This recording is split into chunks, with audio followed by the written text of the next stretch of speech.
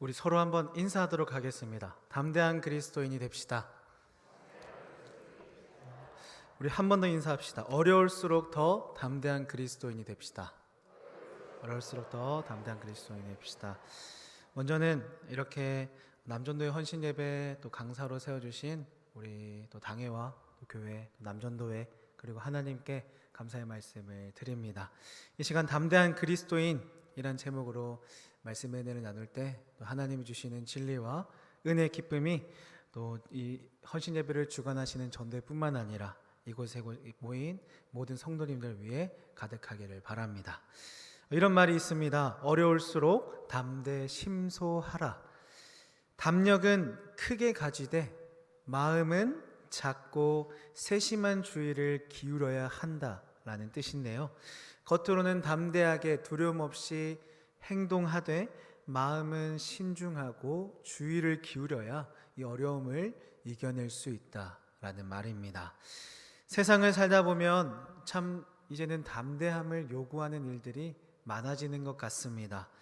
꼭 생명이 위급할 만큼의 큰 일이 아니더라도 어떠한 이 어려움과 압박 속에서 내가 가진 것, 내가 따르는 것, 나의 가치대로 살아가기 위해 담대하게 행동하는 것은 너무나 귀한 일인 듯 합니다. 더군다나 그것이 예수 그리스도에 대한 믿음과 신앙이라면 더욱 그러하죠. 이처럼 신앙과 믿음으로 담대하게 살아가는 자는 우리를 선한 길로 인도하시는 하나님의 은혜를 누리게 됩니다. 내가 믿는 바대로 고백하는 바대로 살아가게 하는 그 담대함이 나의 생명을 살리고 내 모든 것이 하나님의 선과 주신 소명에 따라서 살아가게 한다는 것이죠. 지금 우리가 살아가는 이 세상은 예수 그리스도에 대한 믿음, 신앙, 영성을 환영하지는 않는 듯합니다. 계속해서 그러한 하나님의 말씀들을 밀어내고 있는 것이죠. 이 세상을 형성하는 대부분의 개념은 하나님을 마치 불필요한 존재나 아예 없는 존재로 여기기도 합니다. 이뿐만이 아니라 교회 이름으로 하는 많은 일들이 어려움을 사고 있습니다. 코로나19 시대 속에 예배를 드리는 것조차 교회 이름으로 무엇을 하는 것조차 불편함을 야기시키죠. 여러분은 혹시 이런 말을 들어보시진 않으셨습니까? 이런 때에 굳이 유별나게 교회를 가야 되나? 왜 꼭 모여서 하나님을 예배해야 되나? 세상이 이렇게 어렵고 시대가 모두가 이렇게 조심하는데 너의 신앙을 지키는 것이 그것보다 더 가치 있는 일이냐? 왜 너만, 왜 교회 다니는 사람만 이렇게 유별나게 행동하고 있느냐? 여러분은 이런 어려운 시대 속에서 어떻게 여러분의 그리스도인됨을 드러내고 살아가고 계십니까? 어떻게 여러분의 믿음에 따라서, 신앙에 따라서 그 가치관을 지켜가고 계십니까? 여러분이 가진 예수 그리스도에 대한 믿음과 신앙을 어떻게 고백하고 계십니까? 여러분, 그리스도인이라는 사람들은 하나님이 세상을 만드셨고 죄가 이 세상을 타락하게 했으며 예수님께서 이 땅에 오심으로 우리가 살고 부활함을 믿는 자들입니다.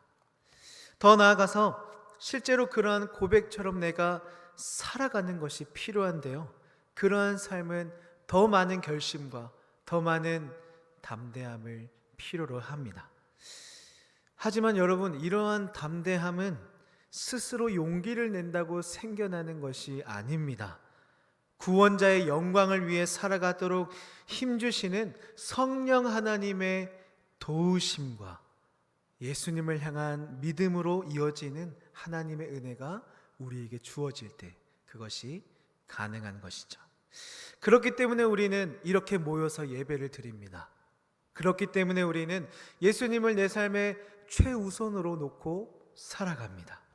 그리고 주님의 이름을 위해서 하는 행동을 통해서 주님을 향한 믿음에서 이어지는 귀한 신앙의 고백을 내가 살아감으로 그것을 증명해내야 하는 것이죠. 여러분은 복음이 진리라고 생각하십니까? 하나님이 온 세상의 창조주이시며 모든 것을 주관하시는 분이시며 예수 그리스도를 보내심으로 나의 모든 죄를 대속하셨음을 믿으십니까? 그렇다면 이제 우리가 할 일은 이제 나의 삶에서 하나님께 담대함을 간구하며 담대한 그리스도인으로서 진리를 선포하며 살아가는 것이죠. 오늘 본문에 등장하는 인물들인 베드로와 요한 역시 이런 담대함이 필요했습니다. 그들은 예수 그리스도를 핍박했고 십자가에 매단 자들 앞에서 결단해야 했습니다. 그것은 두렵더라도 자신이 가진 신앙과 믿음대로 말할 것인가, 아니라면 자신의 목숨을 위해 거짓과 잘못됨을 말할 것인가 입니다. 베드로와 요한은 어떻게 합니까? 어떻게 자신들의 믿음과 신앙을 담대하게 선포합니까? 그리고 역시 베드로와 요한처럼 우리 또한 담대한 그리스도인으로 살아가기 위해선 무엇이 필요합니까? 오늘 말씀을 통해 이러한 질문을 통해서 주시는 하나님의 은혜와 그 진리의 깊은 뜻이 우리 안에 가득하길 바랍니다. 첫 번째는 구원의 은혜를 누려야 합니다. 너무나 당연한 말이죠. 담대한 그리스도인으로 살아가기 위해선 하나님의 구원의 은혜를 누려야 합니다. 우리는 성령님의 능력으로 일어난 두 가지 사례를 보게 되는데요.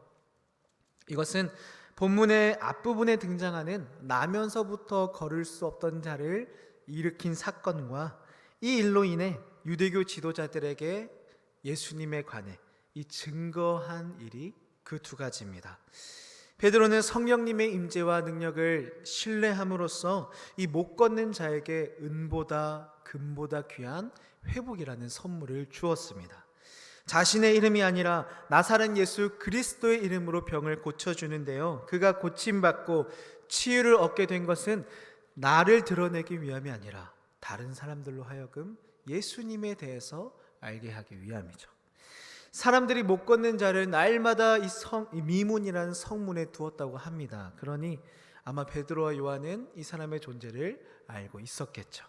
그런데 그날은 돌아서서 그를 주목합니다. 하나님의 영이 베드로로 하여금 이 못 걷게 된 일을 주목하도록 인도하셨고, 베드로로 하여금 그가 요구한 것보다 훨씬 큰 것을 주도록 인도하십니다.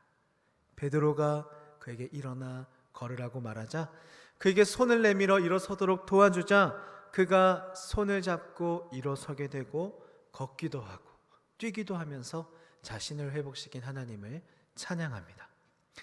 이제 기적을 보고 놀란 사람들이 모여듭니다. 베드로는 이 탁월한 기회를 놓치지 않고 예수님에 대해 증거합니다.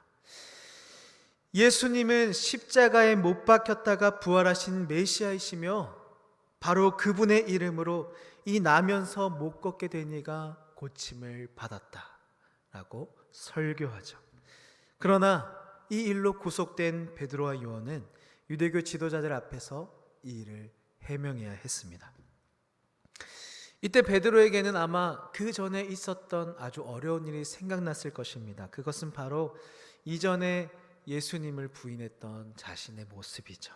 그러나 이번에는 그때와 다릅니다. 그들과 정면으로 맞서고 고백합니다. 우리는 당신들이 십자가에 못 박았으나 하나님이 죽은 자 가운데서 살리신 예수님의 이름으로 이 병을 고쳐주었습니다. 베드로는 주목받기 위해 그들과 맞선 것이 아닙니다. 그는 예수님이 어떤 분이신지에 관한 진리를 고백했을 뿐이죠. 구원은 오직 예수님 안에 있음을 알고 있었고 베드로는 그대로 선포합니다. 베드로와 요한이 일으킨 사건은 회복입니다. 정상인 사람에게 어떠한 초월적인 복을 주는 것이 아니라 정상이 아닌 사람을 정상으로 다시 돌려놓은 것이죠. 하나님이 당신의 영광을 목적으로 삼고 지은 인류를 원래의 목적답게 하나님의 자녀로 회복하시는 것, 이것이 구원입니다. 우리가 자초한 멸망과 실패, 사망의 자리에 하나님이 예수 그리스도를 보내셔서 우리를 원래 목적하신 자녀로, 하나님의 형상으로, 하나님의 영광을 담은 존재로 회복해 하시는 것, 이것이 오늘 이 나면서부터 못 걷게 된 일을 고친 이 사건의 가장 큰 핵심이죠. 구원은 더 가지고, 더 잘나고, 더 유능해지는 것과 관련된 능력이 아닙니다.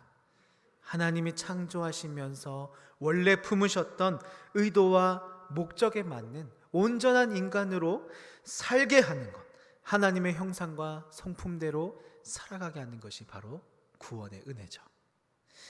구원은 자신이 하나님 앞에서 죄인이라는 사실을 깨닫고 이러한 죄의 문제를 해결하기 위해 내 죄를 용서해 주실 분, 이 죄를 해결해 주실 분으로 예수 그리스도를 구주로 받아들이는 것입니다. 거기서 끝나는 것이 아니라 그분 안에서 새로운 피조물이 되어 회개와 회심으로 날마다 구원받은 자로서 변화된 삶을 살아가는 것이죠. 이러한 구원의 은혜를 누림으로 변화된 삶을 담대한 그리스도인으로 살아가는 여러분이 되길 바랍니다. 두 번째는 담대한 그리스도인으로 살기 위해선 핍박을 이겨내야 합니다. 예수님을 십자가에 매달아 죽인 그들은 그 이후에 과연 어떤 삶을 살았을까요? 눈의 가시와 같은 자가 이제 사라졌는데, 죽었는데, 야 이제 속이 다 시원하네, 이제 우리 앞에 장애물은 없어, 탄탄대로만 펼쳐졌을 거야, 이렇게 편하게 살았을까요? 그들은 두려워합니다. 그들은 예수님이 죽으셨음에도 불구하고 유대교 지도자들 스스로가 우리가 점점 위기에 빠지고 있다는 사실을 깨달았습니다. 왜냐하면 그들이 예수님을 범죄자로 몰아넣고 처형했지만 이 예수를 따르는 자들이 계속해서 나타나서 그분의 이름으로 기적을 행했기 때문이죠.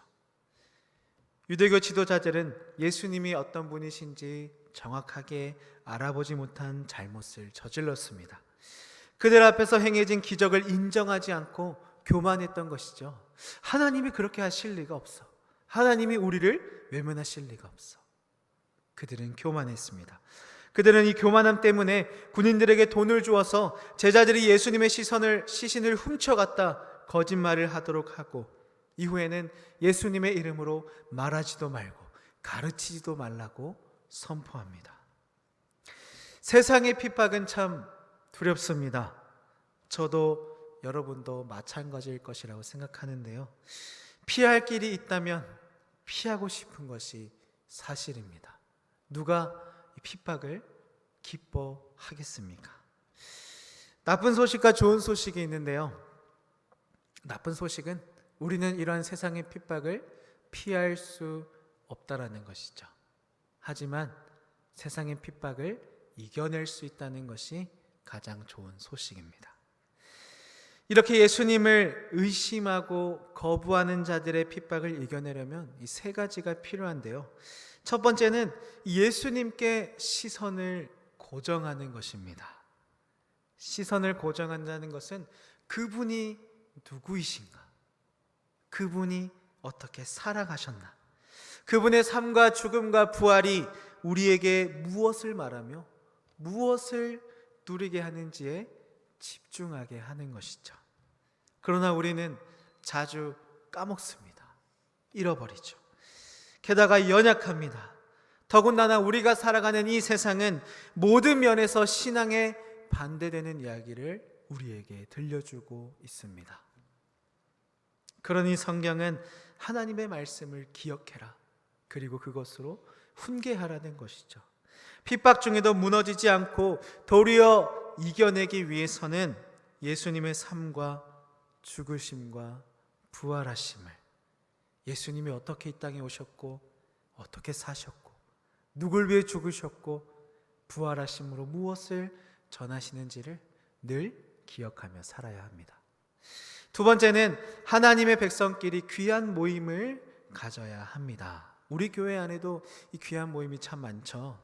이 시간 헌신 예배를 주관하는 남전도회처럼 남녀전도회, 구역, 주일학교, 성가대, 선교단 등 또 그의 교회를 섬기는 다양한 부서들이 존재합니다. 물론 이러한 모임들이 교회의 사역을 감당하고 교회 여러 일들을 잘 이루어 나가기 위해서 존재하지만 더욱 감사한 것은 그러한 모임 안에서 이루어지는 예수 그리스도에 대한 믿음과 소망과 신앙의 고백들이 우리와 함께 하시는 구원자를 기억하게 한다는 것이죠. 우리가 나누는 나에게 주신 그 귀한 은혜가, 우리가 나누는 그 크신 하나님의 놀라운 사랑이 서로에게 위로가 되어주고 서로를 격려하며 주님이 주시는 평안을 얻게 하니 핍박이 와도 이겨낼 수 있게 한다는 것이죠. 마지막으로는 성령 충만함이 필요합니다. 하나님의 영으로 충만했던 베드로와 요한은 유대교 지도자들이 원하는 대로 예수님을 부인하지 않습니다. 믿음과 담대함으로 그들의 억압에 맞서죠. 그리고 그들의 가장 아픈 부분에 이 핵심을 꼬집으면서 선포합니다. 우리는 당신들의 십자가에 못 박았으나, 당신들이 죽였으나 하나님이 죽은 자 가운데서 살리신 예수님의 이름으로 병을 고쳐주었습니다. 여러분, 이런 말이 있습니다. 가장 확실한 것은 그렇게 살아가는 사람들의 이야기다. 성령 충만을 받은 베드로와 요한은 자신들이 보고 들은 것을 말할 수밖에 없었습니다. 이것이 유대교 지도자들의 폐부를 찌릅니다. 그러나 그것이 도리어 나에게 고난으로 돌아오는 것이 아니라 자유케 하는 열쇠가 되었습니다. 성령 충만으로 변화된 우리 자신이 복음을 전하는 가장 강력한 도구가 되는 것이죠. 이렇게 하면 세상의 핍박이 더 몰려올 것 같습니다. 이렇게 행동하면 세상의 두려움이 더 나에게 다가올 것 같습니다. 그러나 성령 충만으로 살아가는 자의 삶은 도리어 그것이 나에게 위험으로 오는 것이 아니라 그것을 해결하는 은혜의 열쇠가 될 줄 믿습니다. 이렇게 예수님께 신앙을 고정함으로, 시선을 고정함으로, 공동체 안에 귀한 교제를 끊임없이 이루어감으로, 성령의 충만함으로 이 세상의 핍박을 이겨낼 수 있는 것이죠. 마지막으로 담대하게 살기 위해서는 하나님을 의지해야 합니다. 담대하게 의지하십시오. 이 말이 조금 이상하게 들릴 수도 있습니다. 왜냐하면 이 세상에 말하는 담대하게라는 말은 너의 능력을 가지고 네가 어떠한 것에도 억압받지 않고 자유롭게 너의 뜻대로 행동하라 라는 의미가 있지만 우리는 다릅니다. 우리의 담대함의 근거는 우리 스스로의 능력이 아닙니다. 우리의 연약함까지도 붙드시고 그곳에서 역사하시는 하나님이 우리의 담대함의 근거가 되시는 것이죠. 베드로와 요한이 풀려나게 되자 동료들에게 가서 대제사장들과 장로들이 한 말을 모두 이르게 됩니다. 우리가 이렇게 해서 그들 앞에 갔는데 이렇게 해서 풀려났고 이러이러한 일들을 겪게 되었다. 동료들이 이 말을 듣고서 어떻게 합니까? 다 같이 하나님께 기도합니다. 4장 29절 30절 말씀인데요. 주여 이제도 그들의 위협함을 굽어보시옵고 또 종들로 하여금 담대히 하나님의 말씀을 전하게 하여 주시오며 손을 내밀어 병을 낫게 하시옵고 표적과 기사가 거룩한 종 예수의 이름으로 이루어지게 하옵소서 하더라. 그들은 성령 충만한 사역의 승리를 맛보았습니다. 그들을 억압하는 자들이 그들에게 손을 대지 못하고 그들을 풀어줍니다. 그들은 부당하게 구속되었으면서도 이어서 하나님께 경배 기도를 드립니다. 그들은 왜 기도합니까? 모든 것이 하나님의 은혜와 역사였음을 알았던 것이죠. 그들은 그들 가운데 일어났던 치유와 유대교 지도자들에게 담대하게 맞섰던 일과 무리가 그들에게 호의를 보이는 모든 일이 하나님의 역사임을 분명히 알았습니다. 자신들이 능력을 보이고 핍박받고 그 핍박에서 승리하고 다시 모여서 하나님의 이름을 높이는 모든 것이 하나님의 일이다, 하나님의 영광이다 고백하는 것이죠. 그래야 그들은 하나님께 계속해서 그들 가운데 역사해 주실 것을 간구합니다. 하나님을 의지합니다. 우리로 되는 것이 아니라 하나님이 그렇게 하셨습니다. 그들은 이러한 담대함과 치유와 기적의 은사가 계속되기를, 그런 일들이 예수님의 이름으로 일어나기를 바라며 함께 기도하죠. 여러분, 성령님이 능력을 주시고 지속시키지 않으시면 우리의 모든 노력이 헛수고가 된다는 것을 꼭 기억하셔야 합니다. 하나님을 의지하지 않고 그저 나의 힘으로 하나님이 나에게 주어진 일을 감당하는 것만큼 나를 힘들게 하고 나를 피곤하게 하는 것은 없습니다. 그들은 알고 있었죠. 우리는 하나님의 계획에 참여하는 자들이다. 그리고 하나님의 뜻이 우리의 어떠한 생각과 지혜보다 위대하다. 그러한 하나님이 수많은 시간 동안 신실하게 지금도 일하고 계신다. 그러니 담대하게 나갑니다. 모여서 기도하죠. 그들에게 일어난 모든 것이 하나님의 역사이며 하나님이 이전까지 해오신 것처럼 앞으로도 모든 것을 주관하심으로 자신들을 이끄실 것을 믿었기 때문이죠. 이러한 믿음과 은혜가 저와 여러분 가운데 차고 넘치길 바랍니다. 하나님의 일하심, 하나님의 선하심, 하나님의 역사하심을 바라보며 이 귀한 신앙생활을 이어가는 저와 여러분이 되길 바랍니다. 하나님을 의지함으로 담대한 그리스도인으로 살아가는 저와 여러분 되길 바랍니다. 말씀을 정리하겠습니다. 이제 여러분의 마음속에 이제는 내가 조금 더 담대한 그리스도인으로 살아가야겠다는 마음이 혹시 조금씩 생겨나고 계십니까? 이제부터는 내가 구원의 은혜를 누림으로 세상의 핍박을 이겨내고 하나님을 의지함으로 내가 이 세상 속에서 담대하게 믿음과 신앙을 고백하는 그리스도인으로 살아가야겠다 라고 혹시 마음을 드셨다면, 이제 여러분 앞에 놓인 것은 하나님의 인도하시는 평탄한 길이 아니라 그러한 결심을 열심히 뭉개고자 짓밟고자 하는 세상의 수많은 시험들일 것입니다. 이런 말이 있습니다. 실패, 또 실패, 반복되는 실패는 성공으로 가는 이정표다. 세상의 시험 앞에서 몇 번이고 넘어지고 좌절하여도 포기하지 않고 또다시 일어나서 담대한 그리스도인으로 살아가고자 노력해 보십시오. 구원의 은혜 속에 시험과 핍박을 이겨내며 하나님을 의지하며 살아가십시오. 그러한 삶을 살아가는 자의 끝은 실패자의 모습이 아닙니다. 그 끝은 예수 그리스도에 대한 믿음과 신앙으로 나에게 주어진 선한 싸움을 다 싸움으로 달려갈 길을 마친 자에게 주시는 의의 면류관인 줄 믿습니다.